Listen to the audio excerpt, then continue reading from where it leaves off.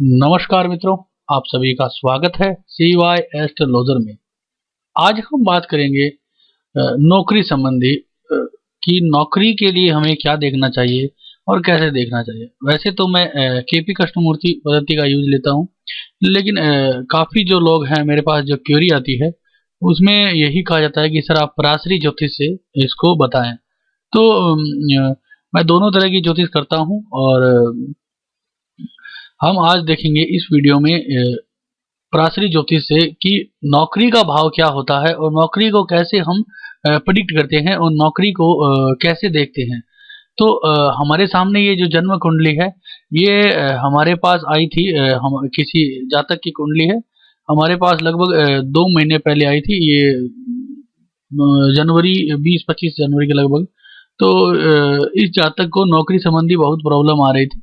नौकरी में ये मिल नहीं रही थी, मतलब इंटरव्यू दे रहे थे लेकिन कॉल नहीं आ रहे थे। तो ये जो जातक है वो मतलब इन्होंने क्या कर रखा था कि ये जो अपने शुक्र देवता हैं उनका एक स्टोन पहन रखा था। तो शुक्र लग्न है, अच्छा है, कोई दिक्कत नहीं है, लेकिन नौकरी इनको नहीं मिल पा रही थी। और एक मोती भी डाल रखा था जो छोटी वाली उंगली में चंद्रमा का, क्योंकि जो चंद्रमा है वो 4th हाउस में विराजमान है आपके सामने और 10वें भाव को देखते हैं और 10वें घर के मालिक भी हैं कर्म के। लेकिन एक्चुअल में ये जो भाव है कर्म का, ये कर्म को आप स्टेटस मान सकते हो, स्टेटस का भाव है ये। यानी कि हमारी जो जॉब है या बिजनेस है उसमें जो प्रभुत्ता है यानी स्टेटस है उसका भाव है। ये आपको नौकरी बिजनेस मतलब दिला देता है, लेकिन उस तौर पे नहीं देखा जा सकता कि हमें नौकरी इसी से मिलेगी। नौकरी का जो एक्चुअल का जो भाव है वो है छठा भाव, यानी कि छठा भाव। तो छठे भाव में 3 प्लेनेट बैठे हैं। तो कई लोगों ने इनको ये भी कहा है कि आपके नौकरी के ऊपर सूर्य केतु का ग्रहण योग लग गया है जिसकी वजह से नौकरी मिलती नहीं है, प्रॉब्लम आ जाती है। और कुछ लोगों ने सूर्य और शनि का पितृदोष भी बता दिया। तो ये सब बातें अलग है। तो हमने इसकी जो प्रेडिक्शन की है वो ये थी कि इनको नौकरी चाहिए थी। तो हमने इनको सिंपली मोती और जो ओपल था जो उसको एक बार उतरवाया, क्योंकि देखिए जिस चीज़ की ज़रूरत नहीं होती है या जो चीज़ हमें लगता नहीं कि इनकी ज़रूरत है अभी, तो हम उसको एक बार हटा देते हैं कि भाई जो इम्पोर्टेंट चीज़ है, यानी कि हमारा सबसे पहले आपको फलादेश में ये सोचना चाहिए कि हमारे सामने इवेंट क्या आ रहा है। यानी कि कोई भी जातक अगर कुंडली लेके आया है तो उसका पहला क्वेश्चन क्या है, और हमें बस सिर्फ वो क्वेश्चन के अलावा दूसरा कोई चीज नहीं देखनी चाहिए। तो हमारे सामने पहला यही था कि नौकरी के लिए सबसे इम्पोर्टेंट क्या है, सबसे इम्पोर्टेंट भाव कौन सा है जो नौकरी में सबसे ज्यादा फायदेमंद देगा। तो हमने इसका प्रेडिक्शन किया तो हमारे सामने आया कि मंगल देवता। अब इस कुंडली में ये तुला लगन की कुंडली है और तुला लगन की कुंडली में लाभ भाव के मालिक मंगल देवता हैं और 7वें भाव के मालिक भी मंगल देवता। तो अकॉर्डिंग टू पराशरी ज्योतिष ये इस कुंडली के मेलेफिक प्लेनेट हैं और मतलब जो आपके मारक हैं और कभी भी इस कुंडली का अच्छा नहीं करेंगे और हमेशा ही कुंडली का बुरा करेंगे। लेकिन ये जो है ये थ्योरी जो है वो पूर्णतया सत्य नहीं है, क्योंकि हम जब रिजल्ट निकालते हैं तो उसमें ये देखते हैं कि जो मंगल है वो एक्चुअल में काम क्या कर रहा है। तो आप ये देखिए मंगल जो देवता है वो है उनकी डिग्री जो है वो है 29.17 और ये है कुंभ राशि में। जो कुंभ राशि है वो शनि देवता की राशि है। शनि देवता जो है वो छठे भाव में विराजमान है। तो हमें ये देखना है कि मंगल देवता यानी कि कोई भी प्लेनेट, ऐसा कोई प्लेनेट जो छठे भाव से रिलेशन ज्यादा बनाता हो। देखिए छठा भाव जो है बीमारी का भी, अगर हमें बीमारी के रिगार्डिंग कुछ देखना होगा तो भी हमें ये चीज देखनी है कि छठे भाव से संबंध कौन बनाता है। तो नौकरी जो है छठा भाव, अब ऐसा प्लेनेट हमें ढूंढना है इसमें जो छठे भाव से ज्यादा संबंध बनाए। तो इसमें सबसे पहला नाम मंगल देवता का आया है, क्योंकि मंगल देवता जिस राशि में बैठे हैं वो शनि की राशि है। वैसे बुध भी शनि की राशि में बैठे हैं, लेकिन हमने पहले मंगल का देखा है। तो मंगल यानी कि मंगल देवता जो शनि की राशि में बैठे हैं। फिर आपको देखना है कि नीचे यहाँ पे मंगल जो देवता है वो किस नक्षत्र में है। तो मंगल देवता गुरु के नक्षत्र में है। ये सबसे इंपॉर्टेंट चीज है, गुरु के नक्षत्र। अब ये जो गुरु की राशि आ रही, छठे भाव में जो राशि आ रही है वो है मीन राशि। तो मीन राशि जो है वो गुरु की है। तो यानी कि मंगल के दो संबंध बने छठे भाव से। अब आपको ये देखना है कि और कोई संबंध बनता है तो मंगल जो है वो आपके हैं इसमें सूर्य के उप नक्षत्र में। तो सूर्य देवता कहाँ बैठे हैं, वो भी छठे भाव में। यानी कि आप ये देख सकते हो कि मंगल देवता ने राशि, नक्षत्र और उप नक्षत्र तीनों में छठे भाव से संबंध बनाए हैं। ये सबसे इंपॉर्टेंट बात है। सबसे इंपॉर्टेंट बात यह है कि छठे भाव से मंगल के संबंध खूब बने हैं। वो नक्षत्र वाइज भी बने हैं, साइन लॉर्ड के थ्रू बने हैं और उप नक्षत्र के थ्रू बने। अब आपको ये देखना है कि नौकरी में हमें फायदा होगा नहीं होगा या नौकरी मिलेगी कैसे। तो उसके लिए हमें कोई भी चीज अपने जीवन में जो प्राप्ति है वो हमारा भाव है 11वां भाव। यानी कि जो भी हमारा प्राप्ति का, लाभ का जो भी भाव है वो 11वां भाव है।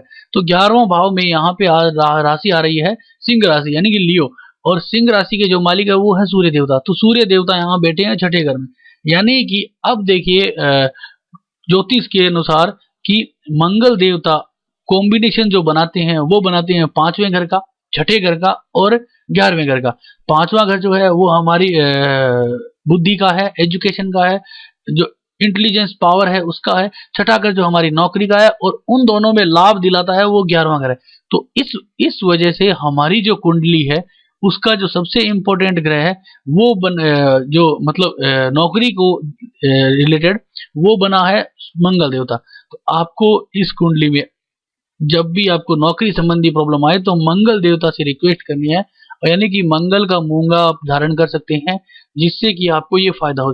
फिर आप ये देखिए इसमें इसकी जो डिग्री है वो 29.17 है। तो कुछ लोग इसे वृद्धावस्था कह देते हैं या अस्त अवस्था, तो उसमें रिजल्ट नहीं देते हैं। जैसे मंगल है, आप मंगल के सामने यहाँ पे देखोगे तो यहाँ पे अस्त अवस्था में कोई रिजल्ट नहीं आता है, लेकिन एक्चुअल में ऐसा नहीं है। हमको जब 29.17 डिग्री का पता चला तो उससे हमें ये चीज मिल गई कि यानी कि 29.17 डिग्री का मतलब है कि ये है केतु के गुरु के उप नक्षत्र में, मंगल देवता नहीं सॉरी सूर्य के उप नक्षत्र में। तो सूर्य के उप नक्षत्र में है तो ये हमें सूर्य जो मिला है वो मिला है 29.70 डिग्री से। तो अब सूर्य का हमें पता चल गया कि सूर्य लाभ का मालिक है और छठे भाव में बैठा है। तो सूर्य जो है वो नौकरी के लिए सबसे इंपॉर्टेंट है। हमने सूर्य को इसलिए नहीं लिया है क्योंकि सूर्य जो है वो राहु के नक्षत्र में है। राहु जो है वो अच्छा नहीं है, तो हमें वो प्लेनेट चाहिए था जो स्ट्रांगली नौकरी को सिग्निफाई करता हो। अब जैसे हमने बोला कि 5वें घर का मालिक बुध है, तो बुध के छठे घर से क्या संबंध बनते हैं, तो बुध के छठे घर से संबंध ये बनते हैं कि शनि की राशि में है और गुरु के नक्षत्र में। यहाँ पे देखिए ये आ रहा है गुरु के नक्षत्र और गुरु के उप नक्षत्र में। तो बुध जो है वो छठे भाव से संबंध तो बनाता है लेकिन लाभ से संबंध नहीं बना पाता है।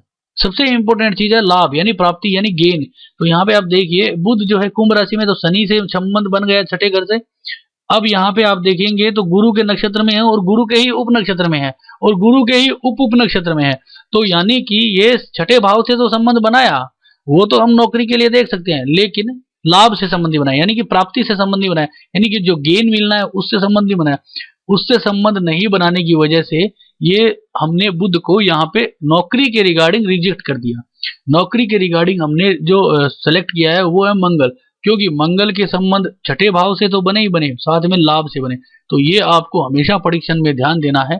और हमने जब उनको मूंगा रिकमेंड किया, मूंगा रिकमेंड करने के बाद कुछ मतलब 15 या 10 दिनों में उनको एक अच्छी नौकरी भी मिल गई और सब कुछ सही हो गया। तो यानी कि आपको क्या होता है कि मेलेफिक हो चाहे बेनिफिक हो, आपको क्या है कि परीक्षण में एक इवेंट को कैच करना है। इवेंट का मतलब वो कि जैसे अगला व्यक्ति आया है नौकरी का पूछने के लिए, तो हम क्या करते हैं यार उसको ऐसी बातें बताते हैं कि भाई आपकी तो लाइफ बहुत अच्छी है, आप बिजनेस कीजिए, आप वो पहन लीजिए, वो ऐसा कर लीजिए, आप हवन करवा लीजिए, आप तो बहुत आगे जाओगे, ऐसा कर लोगे।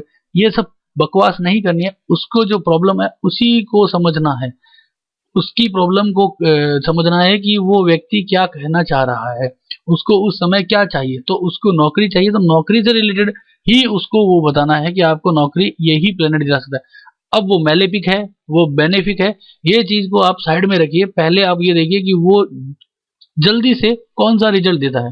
तो ये चीज आपको इम्पोर्टेंट है सबसे ज्यादा परीक्षण में करते समय, कि जो इवेंट वो व्यक्ति मांग रहा है, जातक जो इवेंट मांग रहा है, उस इवेंट को फुलफिल कौन कर रहा है, बस वो चीज है। उसका जो नेगेटिव इफेक्ट है वो बाद में देखा जाता है कि मंगल जो है वो किस चीज के लिए नेगेटिव है, वो बाद की बात है। पहले उसको नौकरी की आवश्यकता है तो पहले उसको नौकरी दे, उसके बाद की जो प्रोसेस है, यानी कि मान लीजिए अगर मंगल देवता का मूंगा हेल्थ वाइज बुरा दे रहा होगा रिजल्ट, तो उसको नौकरी मिलने के कुछ समय बाद उसको उतार दे या कुछ अलग से उसकी रेमेडीज कर ले। लेकिन अगर उसको नौकरी चाहिए तो उसको ऐसा कुछ करना पड़ेगा। तो आप हमेशा ज्योतिष में एक प्लानिंग करके चलें कि हमको जो इवेंट करना है उसी इवेंट को ध्यान में रखते हुए ही किसी भी प्लेनेट को अब स्ट्रॉन्ग करें, चाहे उसका दान करें। तो आज का ये जो वीडियो था ये नौकरी से रिलेटेड था और कुछ मतलब पराशरी ज्योतिष सिस्टम पे था। तो आप जरूर बताएं कैसा लगा आपको। अगर अच्छा लगा तो लाइक कीजिए, नहीं अच्छा लगा तो डिसलाइक कीजिए और मेरे चैनल को सब्सक्राइब जरूर करें। धन्यवाद दोस्तों।